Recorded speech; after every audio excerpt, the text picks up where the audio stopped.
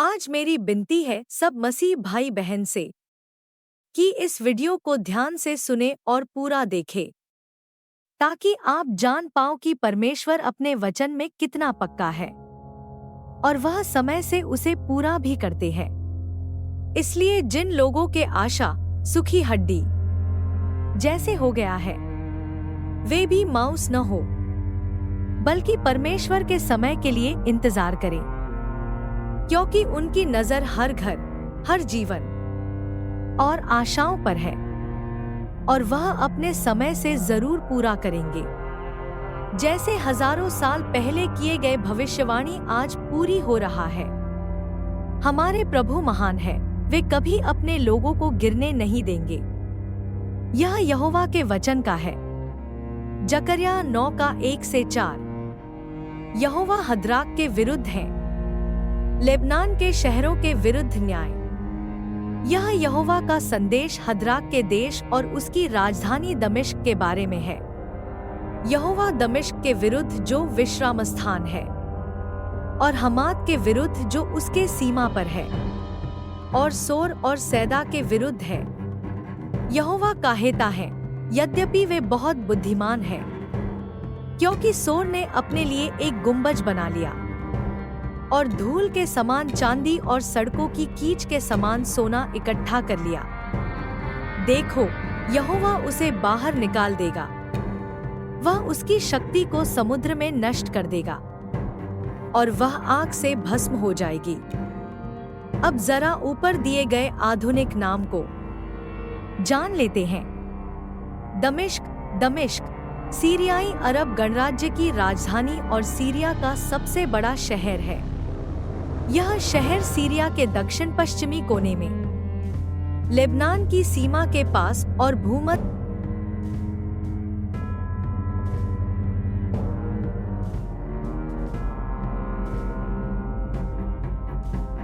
सागर के नजदीक बसा है। सोर और सैदा, जो टायर और सिडोन बंदरगाह शहर हैं, जो आधुनिक लेबनान में भूमध्य सागरीय तट पर स्थित हैं। यह सभी देश इस्लामी वासियों से है। मत्ती 24:6-7 कहता है, युद्ध और युद्धों की अफवाहें होंगी, क्योंकि जाति पर जाति और राज्य पर राज्य चढ़ाई करेगा और जगह-जगह अकाल पड़ेंगे और भूकंप होंगे। यहाँ मसीह यह स्पष्ट करते हैं कि उनकी वापसी से पहले पिछले 7 वर्षों में युद्ध एक महत्वपूर्ण भूमिका निभाएगा। इसका अर्थ यह है कि आज दुनिया में खलबली मची है, किसी भी समय तीसरा विश्व युद्ध शुरू हो सकता है। वचन के अनुसार क्या यह युद्ध 7 साल तक चलेगा और फिर मसीह के आगमन होगा? यह एकमात्र युद्ध है जो कि मसीह, मुस्लिम और यहूदी सभी पर एक सीख है। जबकि आज इन सभी देशों ने इस्राएल को विलुप्त करने पर हावी है और आक्रमण कर रही है, जिसका केंद्र बिंदु ईरान है। हालांकि नेतन्याहू ने कहा, मैं सीरिया में ईरानी सेना के मोर्चेबंदी को लेकर काफी समय से चेताता रहा हूँ। ईरान इस्राएल को बर्बाद करने के अपने घोषित उद्देश्य को पूरा करने के लिए सीरियाई क्षेत्र का इस्तेमाल कर रहा है। सयाद उन्हें पता नहीं, ये हो नहीं रहा है, बल्कि परमेश्वर द्वारा कराया जा रहा है, जिसके भविष्यवाणी 2000 साल पहले लिपि बाध्य हो गया था।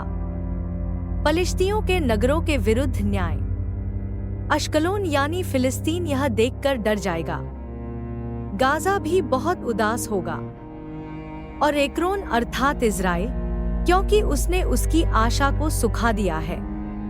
गाजा से राजा नाश हो जाएगा और फिलिस्तीन फिर न बसेगा। अशदोद में मिलीजुली जाति बसेगी और मैं फलिश्तियों का घमंड तोड़ डालूंगा।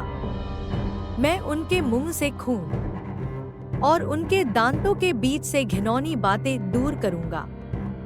परंतु जो बचेगा वही हमारे परमेश्वर का होगा और यहूदा में प्रधान के समान होगा और एक्रोन यबूसी के समान होगा।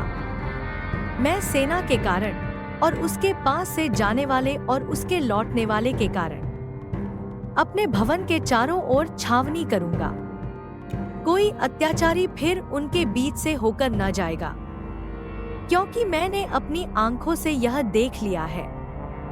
फिलिस्तीन के हाल हमारे सामने है। हिब्रू बाइबल के अनुसार एप्रैम जनजाति इस्राएल की जनजातियों में से एक थी, यानी हिब्रू शास्त्रों के अनुसार इस्राएल की 12 जनजातियां बाइबल के कुलपिता याकूब के वंशज हैं, जो सामूहिक रूप से इजरायली राष्ट्र का निर्माण करते हैं। जकरिया 9 का 11 से 12। यहोवा अपने लोगों की रक्षा करेगा। यरूशलेम, हमने अपनी वाचा को खून से मुहरबंद किया। मैंने तुम्हारे बंदियों को स्वतंत्र कर दिया। तुम्हारे लोग उस सूने बंदीगृह में अब नहीं रह गए हैं। बंदियों, अपने घर जाओ। अब तुम्हारे लिए कुछ आशा का अवसर है। अब मैं तुमसे कह रहा हूँ, मैं तुम्हारे पास लौट रहा हूँ। विचार यह है कि प्रभु स्वयं युद्ध का नेतृत्व करते हैं। बाइबल में वर्णित पवित्र युद्ध को केवल यीशु ही अंजाम देते हैं, उनके लोग नहीं। अर्थात यहाँ परमेश्वर यह स्पष्ट करता है कि लड़ाई कौन कर रहा है। उस दिन उनका परमेश्वर यहोवा उन्हें बचाएगा। यह परमेश्वर की लड़ाई है, मनुष्यों की लड़ाई नहीं। हालेलुया।